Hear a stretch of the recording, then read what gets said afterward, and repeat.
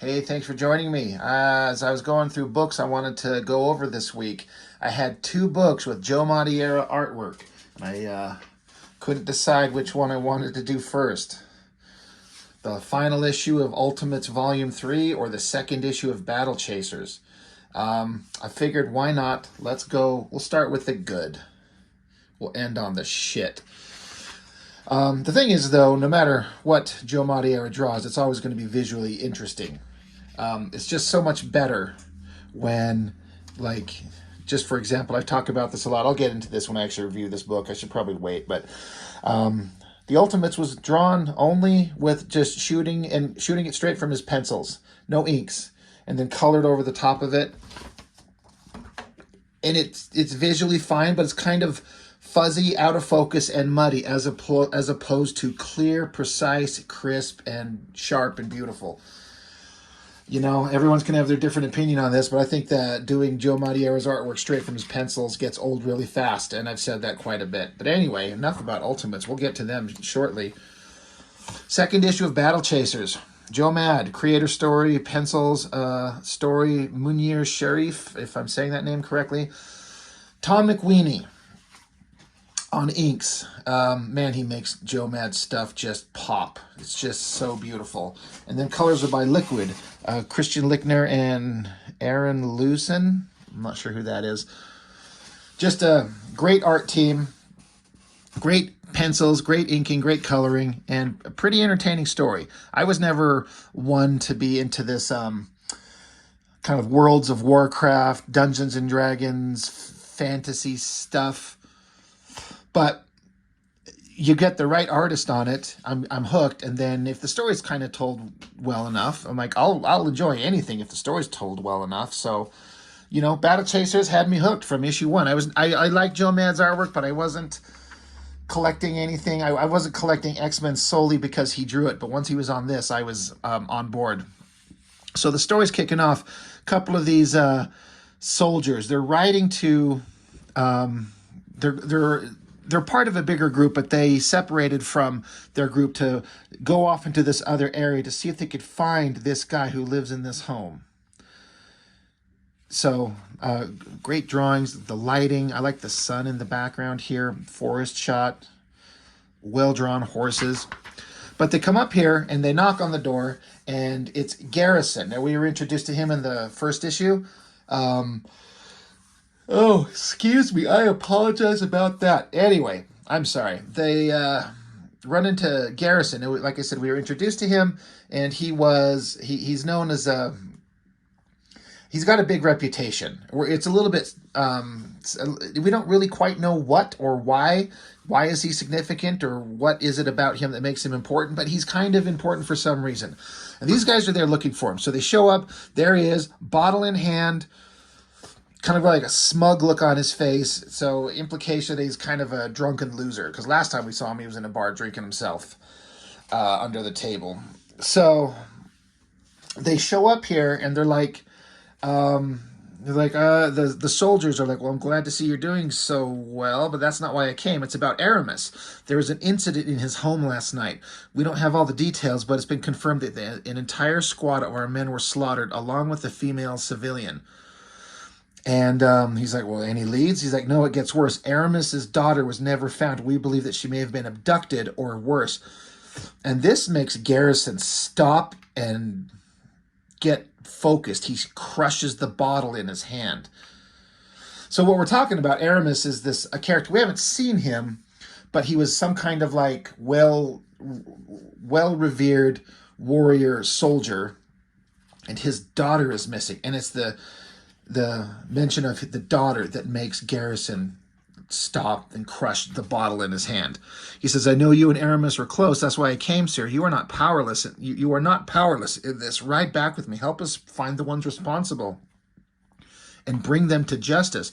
Garrison's got like an angry, determined look on his face, but then he glances at the soldier's sword, and all of that kind of melts away. And he's like, no, I'm sorry, I can't help you. And they're like, well, wait, hold on. He's like, no, go, never come back.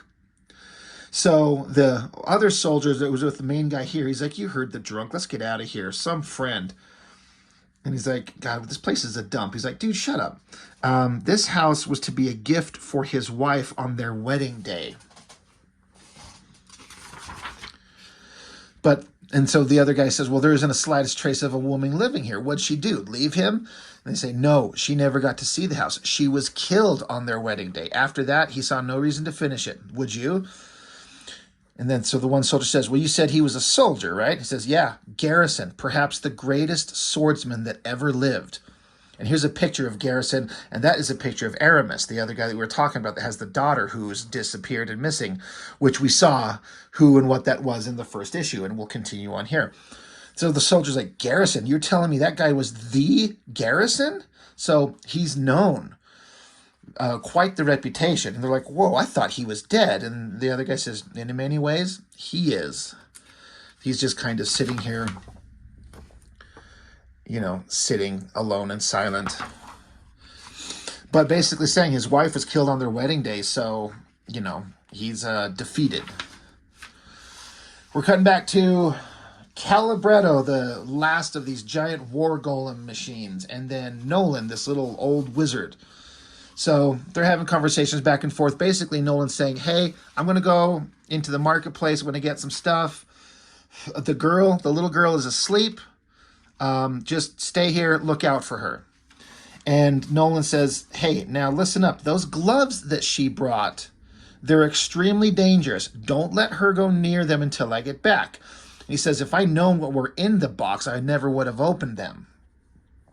So again, that all happened in the last issue. And Nolan here knows something about them. And so he does a little magical spell, a little poofy cloud kind of forms up under his feet, and he takes off. And he's just reminds his giant peace-loving war machine, remember, no gloves, got it? And the machine's like, okay, got it. So then we go back to, make sure I didn't skip a page here. Calibretto going to a door, peeking in the room to see the girl comfortably asleep, and then there is that little box that has the gloves in it. Okay, great, everything's well. There's a knock at the door. So the war golem goes up to it, opens up the door to find a giant cannon in his face. Love this kind of, it's kind of funny, this giant cannon just pointing right at him. And so the girl, Gully, she wakes up, boom, there's a big loud shot, basically implying like Calibretto here was shot in the face, and who knows what the status of him could be. So she gets up, she peeks out through a crack on the door, and these disgusting, like, awesome-looking, weird monster creatures with Calibretto's, he's lying on the ground here, and they're like, outside with him, hurry, only stunned is he, heavy he is, parts, good parts, expensive parts. So they're like, oh, we could salvage this machine. So Gully kind of gasps in kind of fear. I like that shot right there. A lot of, she looks youthful. She looks like a child. The hands up on her mouth, the coloring, everything comes together. It's just perfectly done. Very slick, very clean. She looks over to the side in this little closet she's hiding in, or the room she's in, and she takes that box with the gloves, hides in a closet, and then in comes this like werewolf creature. You know, we've seen him in the last issue. He was chasing her down and got defeated. So he's creeping in there saying, oh, you didn't really think you could hide from me. I was foolish in toying with you. It cost me dearly, but this time I won't be so nice. So she's looking through this closet door. She's able to peek through it. And the creatures are searching around. They're like, where's your savior now? Meaning the giant robot that they just took down. So Gully gets the box, cracks it open. I like all these little tiny, skinny little panels. She opens it up, bright glowing light. She puts on the gloves. The gloves kind of light up, and then an eruption of power. Great shot. Now, the basic premise is that when this girl, or anybody who wears these gloves, gets a strength and invulnerability out basically the level of like the Incredible Hulk, if I do remember how it was described by Joe Mad, which is an interesting kind of juxtaposition to have this little tiny, I don't know what, 10-year-old girl, but have the strength of the Hulk. Very interesting. And it's also visually interesting to have these giant gloves on her little skinny little arms. So she's wearing them, charges up, lots of energy and power. And then the door crashes in where she's at. The werewolf creature's like, oh, look, the daughter of Aramis, too scared to even move. So she's kind of hunkered on the ground, kind of scared. And he raises this axe weapon in the air. He's like, I hate killing prey that won't run. And I love this shot. He slashes it down on top of her head, and it just snaps like a twig. Like the sharp edge of an axe, boom, explodes off the top of her head. Doesn't hurt her at all. He stops with a look of fear on his face, and she, realizing exactly what is possible now, she says, I'm not running from you anymore. Great shot of the house and an explosion through the roof. Boom, she yells, ever. I love the explosion lines and the little debris and his little ragged body flying through the air. Really cool. And then those disgusting monster creatures were dragging the robot, Calibretto, outside. So they're like, oh, what we missed. And in that momentary distraction while they're looking the other direction, you hear Calibretto say, nothing worth dying for. So they turn and look, and he forms his arm into this awesome-looking gun. That looks so awesome. And boom, boom. Blood splatters, implying they're dead as far as I'm concerned. This isn't like a Marvel comic where we can't, like, kill indiscriminately. And then these are just disgusting monster creatures, so who cares? Calibretto hears some screaming in the distance, so he goes running, and then he sees this part of the forest, just all these giant trees just smashed down, laid down, going into the distance. He's like, what the hell could have done this? So he goes walking along, finds more of these creature things dead, like this one, its mouth open, its tongue hanging out. This one's jaw, it's like he got curb stomped onto this tree stump. That's so fucking awesome. And then we run into Gully here, just wailing into this wolf creature. Fist raised in the air, she's slamming down on him repeatedly. Tell me what you've done with my father, tell me. Calibretto grabs her hand and holds it up. He's like, hey, he can't give you any answers you seek. Now, I'm not sure if they're implying that he's dead. He doesn't exactly look dead. He could be just unconscious. There's still a little glowing light in his eye. So I'm not sure at this point if he's dead. But she stops and looks at her hands covered in blood. She says, she's crying to him. She's like, I didn't mean to. I swear I didn't mean to. I'm sorry. And she's like, I'm so sorry. She's shocked and horrified at the things that she's just done. Great, great artwork all around. This looks so good. I recently reviewed, I've only reviewed Battle Chasers #1, and then I got a hold of issue 10 just recently, and so I did that one. And as good as the artwork was in it, it's just not this level. It's just different. Joe Mad has that magic, and it's a shame that he didn't draw the book like he should have.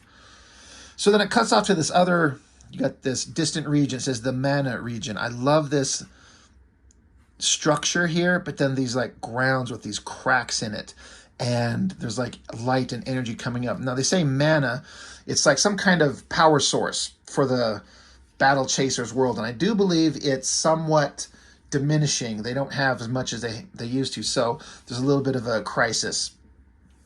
This guy is someone who runs the area. He's like a guy running the extraction of the material. He gets delivered. His servant brings him whatever, lunch or something, but there's also this parcel there that, you know, a message for him. So he pops it open, and it says, a bit of mana, if you will, your wildest dreams I shall fulfill. So he takes this little round device, like a battery, plugs it into it, and then the thing opens up, and it's this creepy looking female figurine. He's like, exquisite. But then it pops its eyes open, its mouth, and then it sprouts like spider legs, turns into this creepy little monstrous thing, and it talks to him. It says, still playing with Dawes, Ramon? He's like, that voice, it can't be. We buried you. He smacks at it, but then it shoots out this tail, this robotic tail, wraps around his throat, and this voice says, I am possessed of a power far greater than you ever might imagine. And power, my fleshy friend, as this figurine, this robotic figurine, chokes him to death.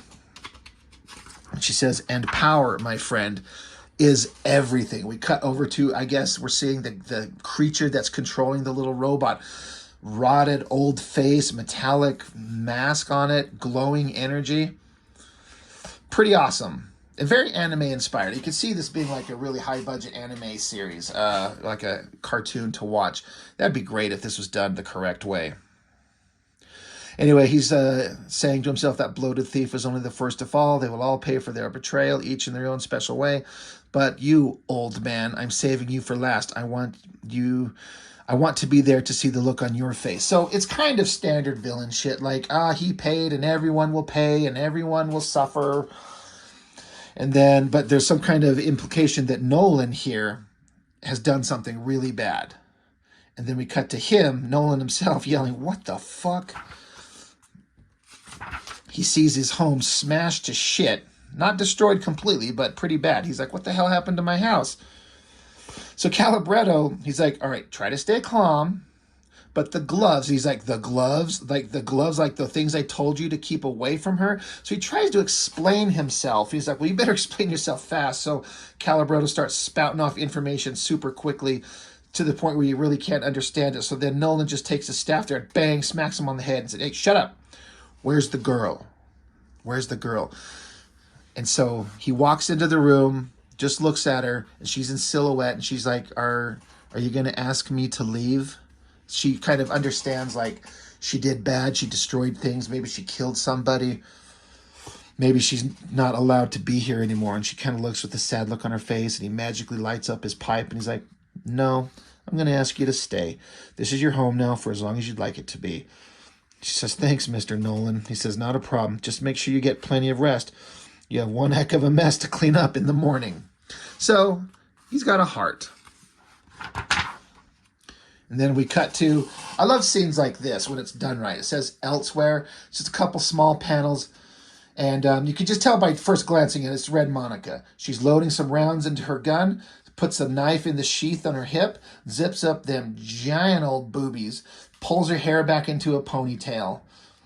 And man, does Joe Mad really know how to accentuate the right things. I mean, he's intentionally making it a physical characteristic. I mean, women come in all shapes and sizes, and some girls are a little more endowed than others. But when you do comic books, and even like a average sized woman in this area looks like they have a big chest, to make her look like she's got a really big enhancement going on here, you really have to exaggerate it. Boy, does Joe Mad know how to do it. I like how it was all silent, and then, another silent scene of the ship kind of puttering through the sky with like some smoke coming out the back. It's almost like the engine's not running very well. You got all these characters kind of bowing in reverence to her as she walks down the middle of them. So we just see her legs, a little bit of a butt shot, her long hair hanging, and she crosses her arms. Once again, giant enhancements. I mean, good Lord, it's almost too much. I mean, I get that it's a kind of a cartoony, exaggerated style that Joe Mad does, and he is emphasizing that for kind of, I'm sure it's for partially comedic sake. Of course, it's almost a little bit too much. Coloring is bright and vibrant, looks pretty damn good. She says, is everything ready? And then these two bad guys of hers that she, or like compatriots, like guys that are always with her. She's like, yes, your holiness, all according to plan. She says, well then, you better hold on to something, as she kind of smiles. They're on a mission. Now in book 1, she went to Garrison to say, hey, I've got a mission we're going to do. You're the best. You should join us. And he kind of laughed in her face at the stupidity of what she was implying that she was going to do. She's dumb to even try that. Dude, fuck off. And she got mad and told him that he's a loser and should stay in the bar and get drunk. And she even put a knife on the table and said, why don't you just fucking kill yourself? If you're so useless and worthless now, why don't you just end everything? And then left. But where are they going? This great splash page. It says, because this is where things get ugly. This is like a floating, like, criminal penitentiary. Love the shot. You get both, like, the vantage point of we're high looking down on the grounds below, but also the camera, quote unquote, pans up to this massive structure floating in the sky. They're flying towards it. They're going to break somebody out of the prison. And then two BC battle chasers, but to be continued. So, pretty damn epic. There's not a lot of story, but there's enough to keep me interested. I think in a lot of ways, this is some of the funnest comics in that it has fantastic art and just enough story to have enough going on to keep you interested. It's not overwhelming with tons of dialogue or tons of story points going in all kinds of directions. It's just kind of a simple, kind of classic. They're all kind of like classic kind of like characters. The innocent girl, the war machine, the wizard, the hot bad girl, the reluctant hero. It's all stuff we've seen. But it's put together in a new way that drawn by an artist that just knows exactly what he's doing. You know, and speaking about kind of the generic nature of the story, it's one of those things where if anybody else was drawing this, I don't know that the story's interesting enough to carry it to the same kind of success. And, you know, you could say that that's unfortunate. Like, the story needs to be good no matter what. I think it is good enough, but it is kind of cliche stuff. But it's that good balance of a good enough story with amazing artwork makes it something that I want to read. And there's just nothing, I'm not saying there's nothing, but there's very little like this out there going on right now that I'm interested in. But this was great stuff. So, Battle Chasers number 2. Good times. Just coming back to this cover. You know, it's perfectly fine. It's a little boring, I think. What the hell do I know? I guess it could be more interesting. But like I said, this artwork in here, oh God, the center page, I knew it was going to fall out. It's okay. Just such great stuff. Great artwork. The coloring looks amazing. And I actually think the coloring is by the same guys. Yeah, Liquid. It's the same guys. Yeah, Christian Lichtner. It's amazing how the same penciler and same colorist, but without an inker, it's not as good. I don't like it on the Ultimates. It's so beautiful in this book. Anyway, that's all I've got for now. We'll continue on this as time goes on and get through up to issue 9 where it ends, and then we'll see where everything goes from there. I got issue 10, which I wasn't expecting, and I had no idea there was actually an issue 11 and 12. I was shocked to hear that. I had no idea. So I'll see if I can't track those down somewhere, and we'll do the entire Battle Chasers run eventually. So that's all I've got for now. Thanks for watching. Bye.